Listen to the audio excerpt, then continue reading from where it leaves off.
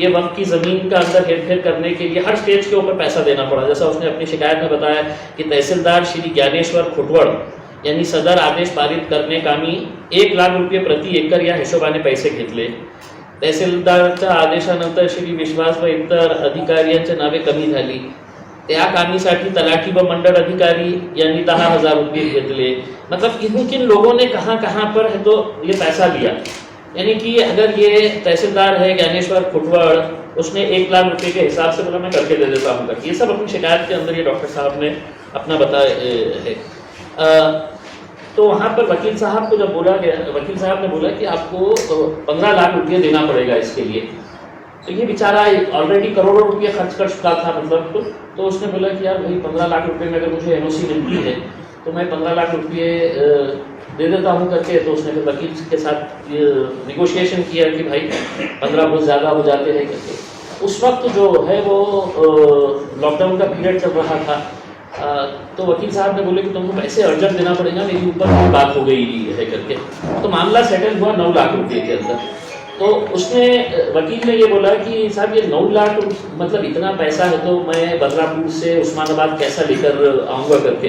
तो वकील साहब पैसों के लिए इतने उतावले थे कि उन्होंने कहा कि ये काम करो तुम RTGS कर दो मेरे को।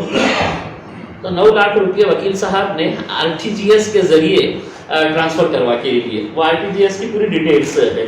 अब वकील साहब ने एक NOC इशू किया। ये NOC उन्होंने कहा कि तुम फिक्र मत करो, मैं ये NOC तुम्हारे को बना के देता हूँ और बैक डेट के अंदर बना के देता हूँ करके, तुम्हारा नाम भी चढ़ जाएगा। और उन्होंने एक शोलापुर को ऐसी NOC इशू किए थे। तो उन्होंने वो वकील डॉक्टर साहब को बताया, तुम घबराओ मत, मैंने इससे पहले शोलापुर के भी एक मैटर के अंदर एक NOC ऐसी इशू किया था मुझे। तो बोले बताइए तो सही कि क्या है करके, मतलब वो तो उन्होंने तो वो शोलापुर को जो NOC इशू किए थे वो भी बैक डेट के अंदर, तो वो NOC की कॉपी भी उनको भेजे है। मैं वो कॉपी भी आपको बताता हूँ। तो वो NOC की कॉपी देखते हैं डॉक्टर साहब ने बोले कि साहब ये ऐसा नहीं, इसके अंदर एक और 2 लाइन ऐड कर सकते क्या? तो बोले हाँ ठीक है मैं और 2 लाइन ऐड कर दूंगा करके उसमें, लेकिन आप पैसे दे डालो करके। वो बेचारे ने RTGS करके है तो 9 लाख रुपये ट्रांसफ़र कर दिया और उन्होंने ये NOC इशू की। वकील साहब ने, उस्मानाबाद के रहने वाले वकील साहब ने, जिनके बारे में मुझे बताया गया है कि बहुत ही मोतबर शख्सियत है, तो मैं उनके पूरे डिटेल के अंदर इस वजह से नहीं जाना चाह रहा हूँ कि एक मरतबा थोड़ा सा ये मामला कल की मीटिंग हो जाती है उसके बाद मैं बताता हूँ। तो वकील साहब ने ये NOC इशू करने से पहले वो डॉक्टर साहब को बोले कि भाई मोबाइल बंद कर दें तो बेहतर है। तो वकील साहब ने बोले कि साहब ये मैं शोलापुर के लिए भी ऐसी NOC इशू कर चुका हूँ करके, और वो भी बैक डेट के अंदर इशू किया हुआ हूँ। बोले तो आपको भी मैं बैक डेट के अंदर करके दे देता हूँ करके। ये शोलापुर को जो उन्होंने NOC इशू किए थे, ये सिकंदर लियासत शेख हंडवी तालुका बर्शी जिला शोलापुर, इनके लिए है तो इन्होंने एक NOC इशू किए थे करके। अब वो NOC इशू करने के बाद इन्होंने बोले हैं कि आप मेरे 2 लाइन और एक्स्ट्रा ऐड कर दीजिएगा। बोले ठीक है।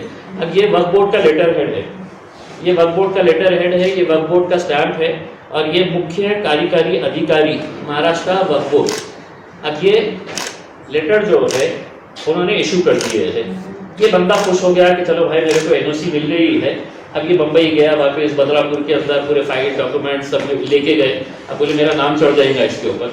वहाँ पे जाने के बाद तो उनको किसी ने बताया कि यार इसके अंदर मुझे कुछ भी बराबर नज़र नहीं आ ये हो रहा है करके, क्योंकि इन्होंने ये जो NOC इशू किए हैं वो तकरीबन 2017 में किए हैं, लेकिन उसको बैक डेट करके दिए हैं। 2012 का डेट दिए हैं, 2012 की डेट का है तो उन्होंने NOC इशू किए।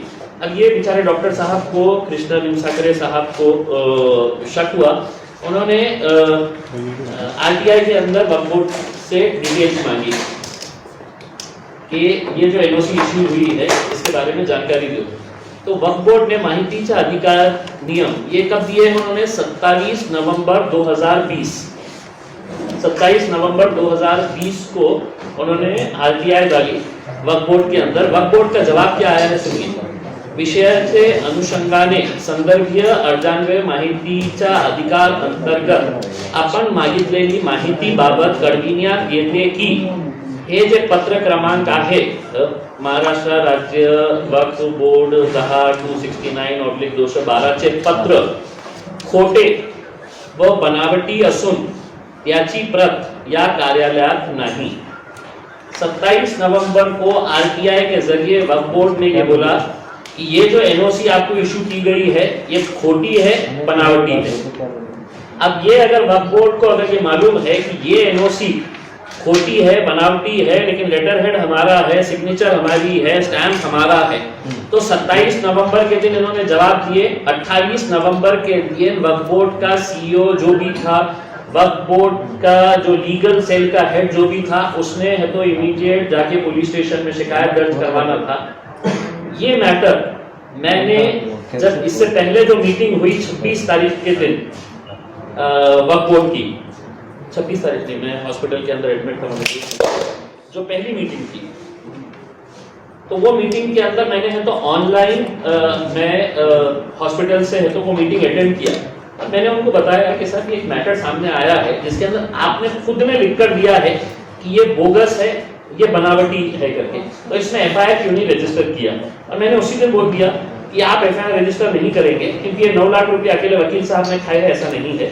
वकील साहब ने अपना हिस्सा जो भी है, वक्फ बोर्ड के भी जो भी कर्मचारी इसके अंदर शामिल है उन लोग के पास भी गया होगा, बोर्ड के किसी मेंबर के पास गया होगा करके, तो ये एफआईआर रजिस्टर नहीं हो सकती है करके। अब ये इसका नतीजा ये हुआ कि जिस दिन मैंने मीटिंग किया, उस मीटिंग के फौरन बाद ये जो वकील साहब है उस्मानाबाद के, उन्होंने डॉक्टर साहब को फोन किया और बोला कि साहब आपके पैसे मैं वापस कर देता हूँ, आप इम्तियाज जलील के पास नहीं जाना करके। अब उन्होंने 2 डेट दिए हैं कि साहब मैं आपके पूरे पैसे वापस कर देता हूँ करके, आप कुछ करना नहीं, अपनी दोस्ती है, रिलेशन है, सब है करके उसमें मैंने इशू कर डाला, मेरे से जो भी हुआ होगा करके, लेकिन मैं आपको पैसे दे देता हूँ। ये डॉक्टर को मैंने ये बताया है कि आपके सिर्फ 9 लाख रुपए नहीं है, जो ट्रस्टीज है उन्होंने 1 करोड़ रुपया लिए है, वो पैसा भी आपको लेने का है करके। अब कल के दिन हमने ये मीटिंग के अंदर ये मैटर हम दोबारा उठाएंगे और इसके अंदर हमारी जानकारी के हिसाब से वक्फ बोर्ड के 2 कर्मचारी है जो इस तरह के बोगस एनओसीज इशू करने में उनका बहुत बड़ा हाथ है। ये बंदे ने पूरा डिटेल्स कि कहाँ कहाँ कौन कौन से बैंक अकाउंट्स के अंदर मैंने पैसे दिया है, आरटीजीएस से 9 लाख रुपये अगर दिए हैं, आज नवंबर में अगर ये बोल रहा है वक्फ बोर्ड अपने लेटर हेड के ऊपर कि साहब ये बोगस है, तो 4 महीने से वक्फ बोर्ड खामोश क्यों है? खामोश इसलिए है कि हिस्सेदारी के अंदर उनका भी ये मिला है, तो एक रैकेट चल रहा है। और मैं तो मुझे पूरा यकीन हो गया है कि ये जो शोलापुर की एनओसी वकील साहब ने दिए थे, ये शोलापुर की एनओसी भी 100% बोगस है। अब हम ये मांग करने वाले हैं कि पिछले कुछ सालों के अंदर जो एनओसी जहां जहां पर भी जो इशू किए गए हैं उसकी कॉपीज हमारे पास भेजिए, हम उसको वेरीफाई करेंगे कि ये सही जेन्युइन है या इस तरह का ये मामला है करके उसमें। अब ये लोग साहब ने तो शोलापुर वालों साहब ने क्या किए हैं, नाम अपना चढ़ा लिए है या नहीं चढ़ा लिए है करके, मतलब इसके अंदर वक्फ बोर्ड के अंदर जो सिग्नेचर्स, जो दोनों सिग्नेचर्स जो करीबी है, इनका बोलना ये है कि ये अनीश शेख साहब की सिग्नेचर है करके, लेकिन 2012 का बैक डेटेड देते वक्त वो वकील साहब को ये नहीं समझ में आया कि 2012 में सीईओ कौन थे, उन्होंने आज के सीईओ की सिग्नेचर देखे कैसी है करके और उन्होंने अपना मार दिए है करके। तो एक बहुत बड़ा एक मैं समझता हूँ कि एक रैकेट इसके अंदर है और हम कल वक्फ बोर्ड के अंदर डिमांड करेंगे कि ये वकील साहब के ऊपर एफआईआर रजिस्टर होना, तो पूरी की पूरी चेन समझ में आएंगी कि किसने ये लेटर हेड बनाया था, ये स्टैम्प किसने बनाया था, ये सिग्नेचर किसने मारी है करके, ये पूरी चेन बन के आएगी। और अगर वो नहीं करते हैं तो हमने ये डॉक्टर साहब को बोले हैं, डॉक्टर साहब थोड़े से आगे पीछे हो रहे हैं, बेचारे मियाँ बीवी दोनों भी डॉक्टर हैं, उनकी पूरी फैमिली डॉक्टर की है, ये थोड़ा सा ये है कि सर हमको प्रॉब्लम में आएंगे हम ये है। तो मैंने उनको एश्योर किया है कि अगर वक्फ बोर्ड अगर नहीं करता है तो हम आपको है तो लेके जाएंगे और आपका पूरा प्रोटेक्शन ये वो की जिम्मेदारी हमारी रहेगी। आपने एफआईआर रजिस्टर करना है कि ये वकील ने मेरे से पैसे लिया, आरटीजीएस के जरिए मुझे ये एनओसी इशू किया, वक्फ बोर्ड ने बोलिंग किया, ये खुला खुला केस है। तो इतना एक सिंपल केस है और हम ये समझते हैं कि ऐसा एक बहुत बड़ा रैकेट यहाँ पर चल रहा है वक्फ बोर्ड के कुछ कर्मचारियों के साथ साथ। तो हमारी ये ख्वाहिश रहेगी कि इंशाल्लाह हम बहुत जल्द वो वक्फ बोर्ड के कर्मचारियों को भी अंदर भिजाएंगे। ये वकील साहब तो गए समझ लीजिएगा, ये वकील साहब उस्मानाबाद के जो है उन्होंने 9 लाख रुपए देते बोल रहे हैं, अब आप दे भी देंगे तो आपके ऊपर एफआईआर तो रजिस्टर होने वाली है। तो ऐसे ऐसे मैटर्स हमारे पास ये आ रहे हैं। ये तहसीलदार साहब का भी नाम लिया हूँ मैंने उसमें। अब वो तहसीलदार साहब भी अगर सुन रहे होंगे तो उन्हें 1 लाख रुपये वो बेचारे डॉक्टर साहब को दे दें तो ज़्यादा बेहतर रहेगा उसमें। नहीं तो उनकी भी एक कंप्लेंट डालेंगे चीफ सेक्रेटरी के पास कि साहब ये बंदे ने तो आपका एक ये लिया है। कहीं ना कहीं आपको इन लोगों को है तो सलाखों के पीछे भेजना पड़ेगा, तब जाकर है तो ये मामला होता है। इतनी मोटी चमड़ी के हो गए हैं कि इनको ना डर है, ना खौफ है, ना कुछ है, लेकिन इनको ऐसा लगता है कि सब हम पैसों से खरीद सकते हैं। जालना रोड के मैटर के अंदर मुझे किस तरह का दबाव आ रहा है, किस तरह का प्रेशर आ रहा है, किस तरह के ऑफर्स आ रहे हैं, ये सब देखते हुए आप समझ सकते हैं कि जो 100 करोड़ रुपये बना रहे हैं, 50 करोड़ बना रहे हैं, उनके लिए क्या है। उनको ऐसा लगता है कि ना हम बड़े बड़े ऑफिसर्स को खरीदे हुए हैं, ये इम्तियाज जलील को भी हम खरीद लेंगे करके। तो उनकी कोशिशें जारी, मतलब ऐसा नहीं है। उनके तरफ से बहुत सारे लोगों के मैसेजेस आते हैं कि साहब वो तापड़िया साहब पूछ रहे क्या बोलना है करके। मैं बोलता हूँ कि जेल की सलाखों की तैयारी करो करके उसको मैसेज रिप्लाई कर देता हूँ। तो ये मैटर मैं समझता हूँ एक बहुत सीरियस मैटर है, और इसके अंदर हम ये दूसरा एक मैटर है जिसके अंदर हम कोशिश करेंगे कि इसके अंदर एक एफआईआर रजिस्टर हो सके।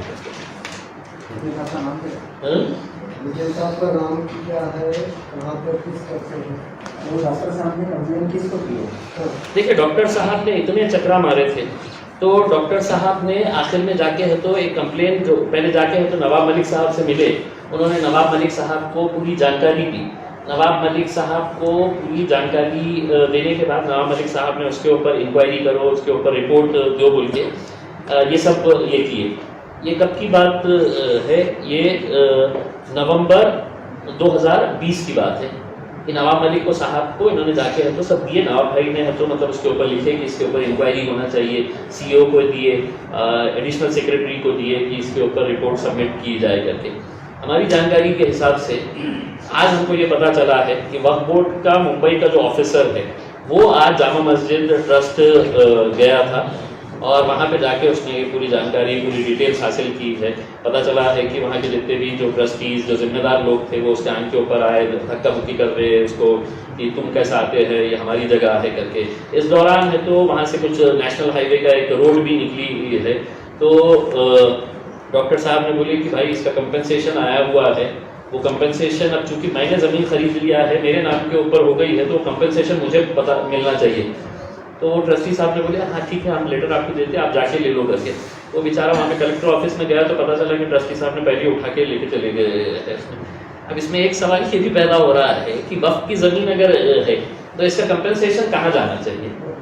वक्फ बोर्ड के अंदर जाना चाहिए। अब औरंगाबाद के भी कुछ इश्यूज़ है कि जहाँ वक्फ की ज़मीन में से ये गई है, लेकिन धन्ना सेठों ने तो कब्रस्तानों के अपने ये करके है। तो अब हम ये मांग भी करने वाले हैं कि कंपनसेशन किसी का भी रहे, ज़मीन वक्त की है, वो वक्त के अंदर ही उसका कंपनसेशन जाना चाहिए करके। तो ये बेचारे को ना कंपनसेशन मिला, ना ज़मीन मिली, इसका पैसा भी गया है करके। लेकिन अब उनको हम ये करेंगे कि वकील साहब एक मरतबा अंदर चले गए तो बहुत सारी चीज़ें बाहर सामने आएंगी। मुझे समझ में नहीं आ रहा है कि मैं वकील साहब, मैं वकील साहब का नाम अगर आप इजाज़त दें तो मैं थोड़ा सा कल की मीटिंग करने के बाद, लेकिन मैं ये है कि उस्मानाबाद से ताल्लुक़ रखते हैं और बहुत सीनियर वकील है। और मुझे कुछ वकीलों ने ये बताया है कि कुछ वकील जो है वो वक्फ बोर्ड के एरिया में घूमते रहते हैं और वो ग्राहकों के तलाश में रहते हैं। उनको मालूम रहता है कि आदमी आके सुबह से बैठा है, परेशान है, तो उसके पास जाने का क्या है, तुम्हारा मसला क्या है, क्या प्रॉब्लम है करते। तो ये आदमी से मैंने भी पूछा उनसे, मैं बोला वकील साहब आपको मिले कैसा? तो बोले साहब मैं खड़ा हुआ था वहाँ पे, बहुत देर से खड़ा था, इंतजार में खड़ा हुआ था। तो ये वकील साहब आए, बोले क्या मैटर है तुम्हारा? तो बोले मैंने ऐसी जगह लिया, मेरे को एनओसी चाहिए। तो बोले ऐसी एनओसी थोड़ी मिलती है। बोले तो मेरे पास आओ, बोले मैं बताता हूँ क्या करना है। तो जब इन्होंने पैसा नहीं देने का ये किया कि साहब अभी लॉकडाउन चल रहा है, तो उन्होंने बोले कि अगर 2 दिन में पैसा नहीं मिला, क्योंकि मेरी सब ऊपर बात हो गई है, सबको देने का है, आप पैसा भी दो करके। तो उन्होंने बोला मैं कैसा दूँ करके, मैं तो बदलापुर में हूँ, उस्मानाबाद तक पैसा कैसा लेके आने का। तो उन्होंने इतने उतावले थे बेचारे कि RTGS से पैसा ले लीजिए।